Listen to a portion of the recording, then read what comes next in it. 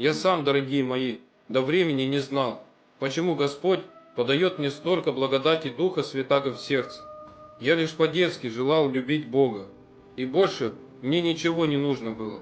И многие из вас должны помнить, что когда я стал священником, я стал делать проповеди на каналы только для того, чтобы рассказывать вам о живом Боге, о Духе Святом, о дивной Богоматери, и как прекрасна живая надежда на ее святое имя.